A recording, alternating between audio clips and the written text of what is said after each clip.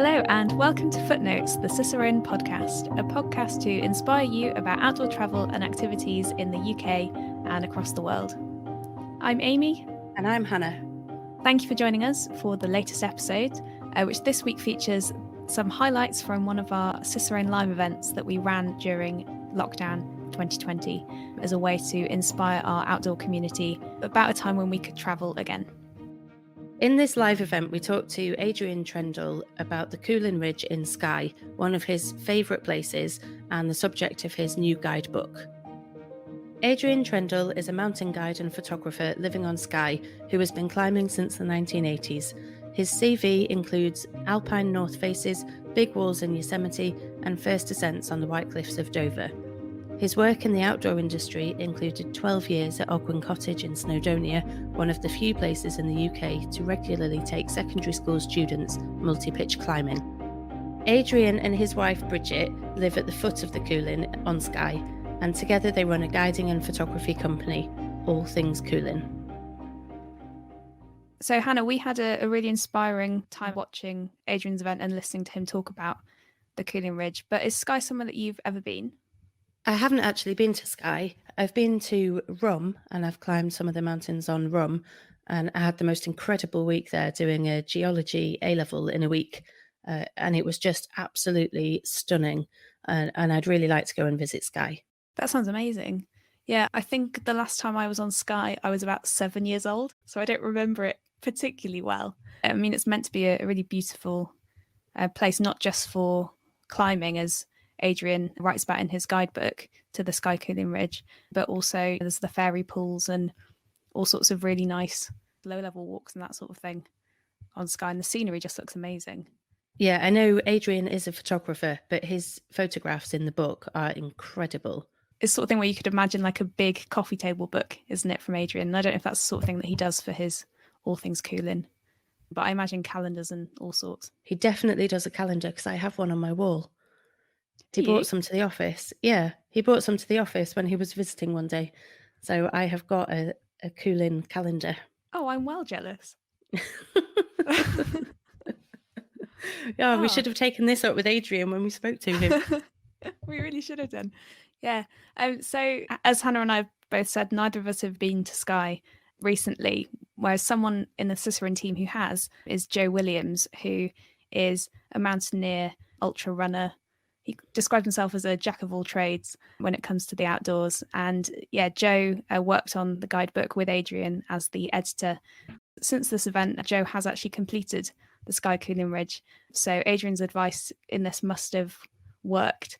I think Joe did the Cuillin Ridge Light, and it was a particular invention of Adrian's.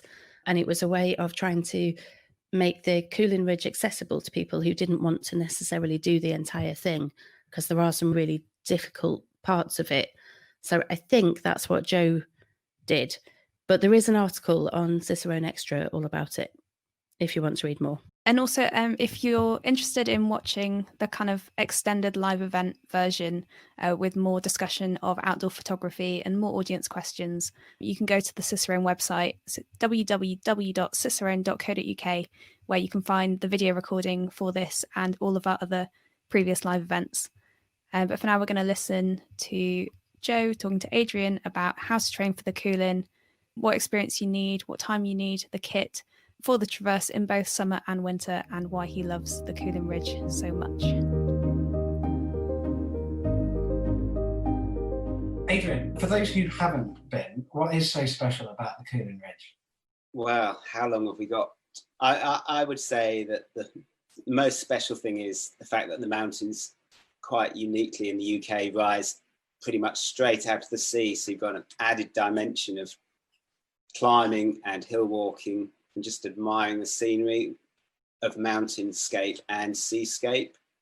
It's all in a fairly small area, and there's roads around most of it. So it's relatively accessible compared to some Munros and some hills and mountains.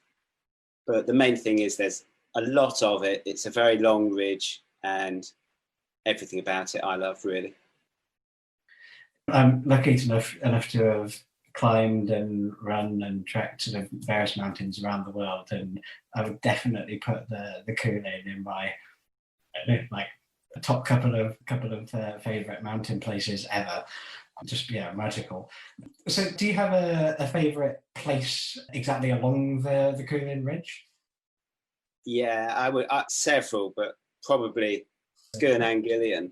That would probably be my favorite, because there is a so-called tourist route up it, but it's actually a grade 3 scramble. It's the easiest way up, and it is pretty steep on all sides. It's almost like a textbook, or not a textbook, a child's drawing of an imaginary mountain to me. It's just the perfect mountain. You've got stunning views back along the ridge, across to the rounded hills, the red Cuillin on the left. And probably best of all, if you're standing on that, you might have just finished doing the whole of the Cuillin Ridge, and you can look down at the bar for your celebratory drink and see it in the distance, perhaps 2.5 hours away. So that would probably be my favourite place. Yeah, I bet that bar at the end is pretty amazing. So what's your preferred option for tackling the ridge? I think my favourite approach would be to arrive by boat, the Misty Isle boat trip boats from Elgol, because that's just a magical journey in its own. And the big plus point is it gets you arrive at the foot of the shortest walk in and the most pleasant or least unpleasant ascent to the Cuillin Ridge. So in the book, there's 3 different approach routes, and I would definitely say that this would be my number 1 choice. As to doing the actual ridge, I think probably over 2 days. If the forecast is good, definitely 2 days with a bivvy up high, so you experience the sunsets and sunrises, and hopefully not too many midges. Yeah, what's it like to bivvy up high on the ridge? I've not. I have tried it once, but spent a night in a cave, getting quite cold and wet. So it wasn't really a magical Cuillin bivvy experience. I would say you can divide bivvies into either being magical or an element of purgatory about them. If there's a little breeze and the midges are kept off and it's good weather, you've got stunning views out over the islands, and you're relaxing after a hard day, but also a bit psyched up for the second day to come. And I would say that can be absolutely nigh on perfect, but you could be there and could be wearing a midge net and fighting off midges that are biting you. It could be drizzly, it could be cold, it could be windy. So it could go either way. But if you've planned well with the forecast and things like that, hopefully it's going to towards the magical side. In the winter, it is quite different when it's all frozen. So that's obviously going to affect the conditions massively, and difficulty, I would think, probably quite significantly as well. How does it affect the sort of experience on the ridge? And does it feel like a completely different mountain traverse in winter? Yeah, it does. But firstly, I'd like to say that I think it was fantastic that Cicerone asked for an additional sort of chapter on a winter traverse, because I think it would have been easy to have had a less complete guide. And I know it's not as comprehensive as the summer traverse, but the reasoning there is most people are going to be a lot more seasoned as mountaineers before attempting it in winter.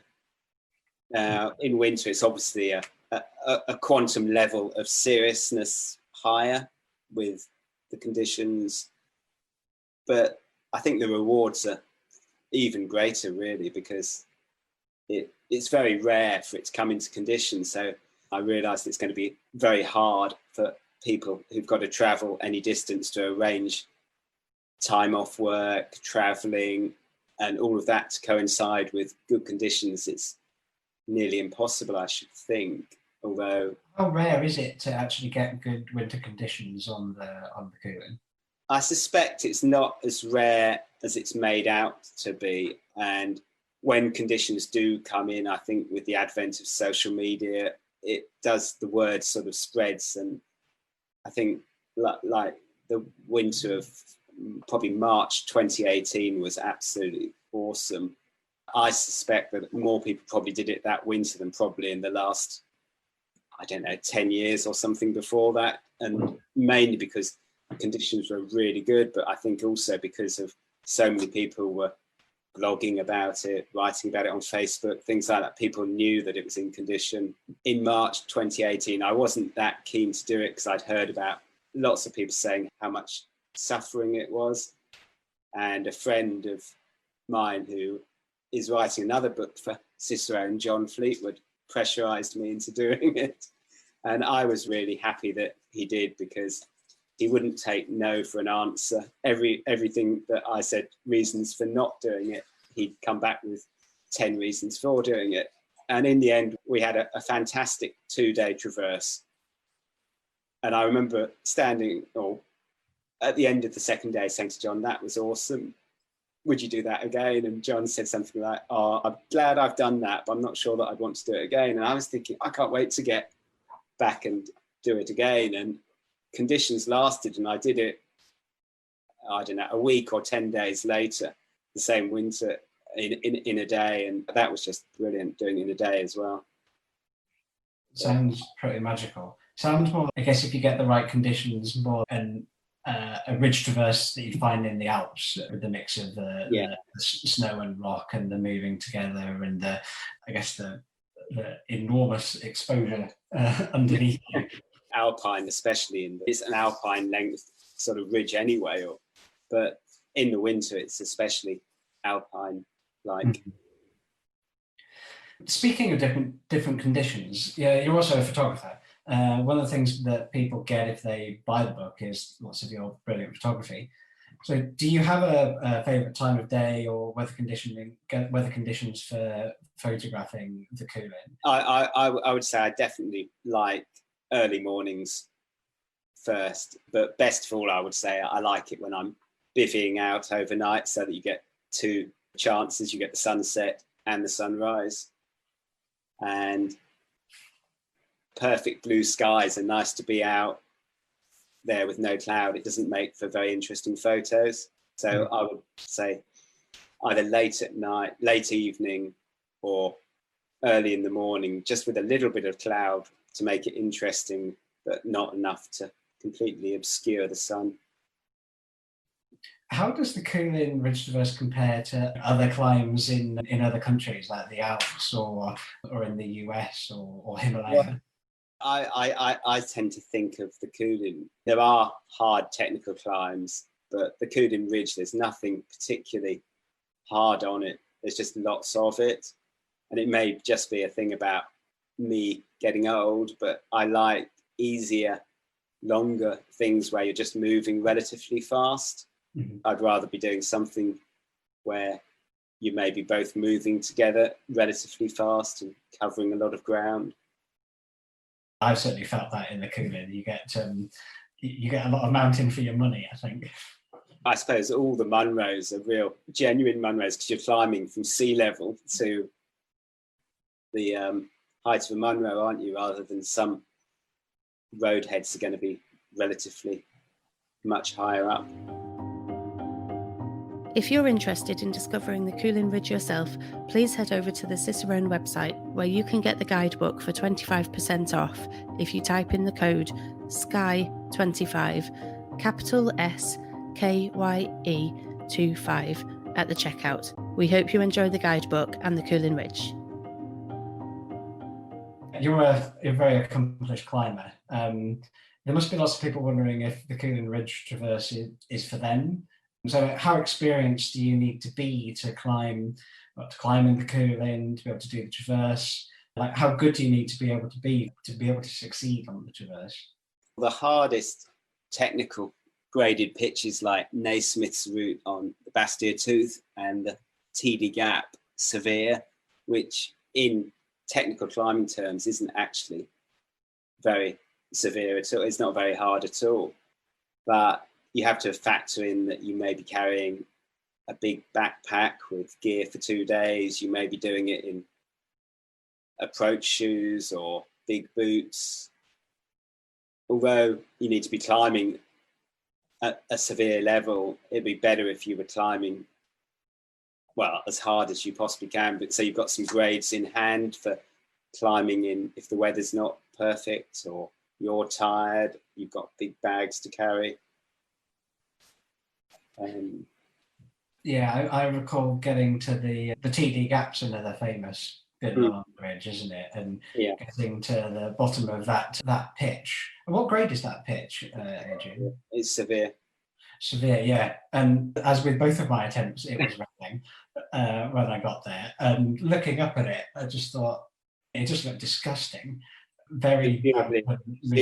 It was wet, was it?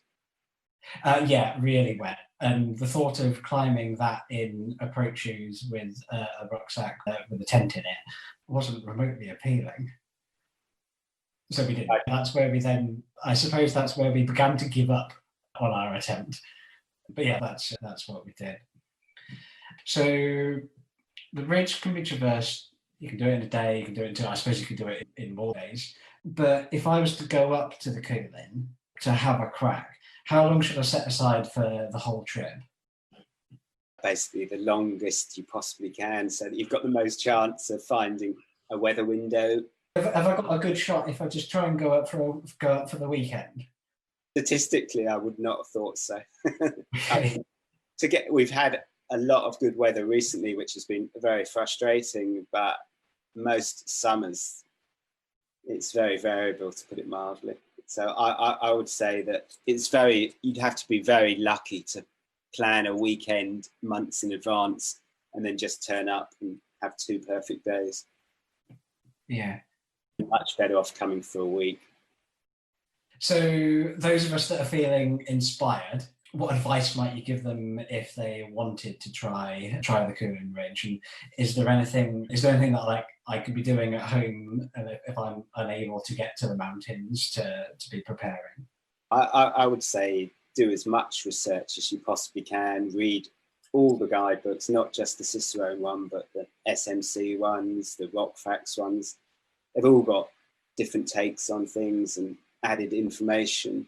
There's lots of videos on the internet, on YouTube, books, biographies of people. Tom Patey's biography has got a really good account of the first descent of the winter traverse. That might not necessarily have much bearing on what we're talking about, but just do as much research as you possibly can. And if you've got any friends that have done it, that would be the best way. If you can socially distance, maybe have a Zoom type meeting with them and they can actually get maps out, run through the ridge, point out the different routes, talk to them about what they took, what they needed, what they didn't need. Yeah, I see what you're saying about research. And the other thing would be maybe to plan some training days. If you're coming up here for a week, plan a few, work out which bits of the ridge you think may be most problematic for you. It may be that someone's not a brilliant climber, so they might want to go and have a practice on the TD Gap, or it may be that they're worried about the navigation on Four Tops of Varta or Bidian. Yeah, got it. Doing the whole traverse, especially if you're bidding, does require a fair amount of kit and equipment. You've got the climbing, the abseils, bidding if you're going to do it with an overnight. What are the things that you really can't do without? Going back to the bivvying and talking about earlier, I would definitely say something like smidge and a head net, just in case those midges are pretty active. And I would say definitely don't skimp on bivvy bag. Maybe get a really good Gore-Tex one. I've done it with lots of people who've had cheap plastic bags or unbranded type of material, and they've woken up with terrible condensation soaking into their sleeping bag. So I would definitely say don't skimp on the bivvy bag and take the smidge to deal with the midges. We just had a question from one of the listeners. Should I wear scrambling or walking boots? What do you think? I would definitely go for approach shoes of some kind. Okay. On the premise that if the weather's so bad that you're going to need boots, you're probably not going to be doing the ridge unless you've. I'll add the proviso. It's personal choice really. what works best for you, what's most comfortable. If you're happy climbing severes in big boots, or if maybe you've got ankles that are susceptible to turning, you might be better. But I would personally prefer approach shoes because they're lighter, they're really good for scrambling and climbing. I can't really see, for me, there's very few downsides. They probably don't last as long, but then they are cheaper. Okay. What about wearing like rock climbing shoes? I tend to say you really need to be climbing well enough to be able to do it in approach shoes, because otherwise you're going to waste a lot of time taking boots or approach shoes off, putting rock boots on, and vice versa. Right, yeah, got it. Another question that we've had come through is about technical gear. So I guess this would be like the rope and the rack and the hardware that we might need. I'm going to say it's a given that we're all going to wear a helmet on the ridge. Yeah. So like what kind of stuff do we need there from rope and rack? For the rope, I would say a 35-meter rope will be long enough for everything. People with 50-60-meter ropes, whereas the longest abseils off the inaccessible pinnacle, which is 17 and a half meters, so 35-meter rope is long enough for any of the abseils or any of the climbs you do. Yeah, okay. You're saving a lot of weight by not taking that extra 15 or so meters, and also a lot of faffing around, coiling, uncoiling, stuffing ropes into bags. Yeah. And in terms of the rack, is it like a standard rock climbing rack that we'd need? I would say if you're climbing within your grades, you're probably not going to need a very extensive rack. Right. Maybe, I don't know, 3 or 4 rocks on wire and 2 or 3 hexes, and slings are very useful. Longer slings for threading around chock stones, putting over spikes. Yeah. Okay. You give all this information in the book, don't you? So before we get on to a few more listener questions, I have to ask a bit more selfishly. As Renamia pointed out, I have failed to do the traverse twice now.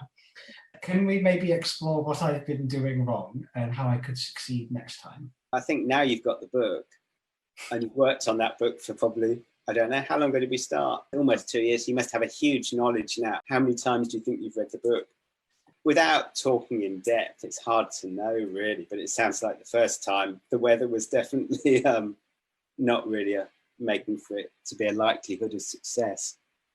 What was was it forecast to rain when you went? Or? Yes, I think it was forecast to rain, but we'd made the effort to come up, from England anyway. I think we thought we'd take some sort of siege-style attempt. Yeah.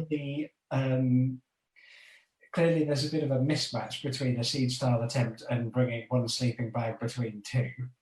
So perhaps we didn't really think that through. Or that. Is weather really the biggest thing to get right, or I think plenty of people fail in great weather conditions? I think quite a lot of people fail if the weather's too good with a lack of water. It is obviously not many places where you can resupply with water on the route, and quite often if the weather's forecast to be hot, I might go up a day or 2 before and hide some bottles of water up there. Okay. So yeah, I would say that quite a lot of people probably drop out because of either too bad or surprisingly too good conditions.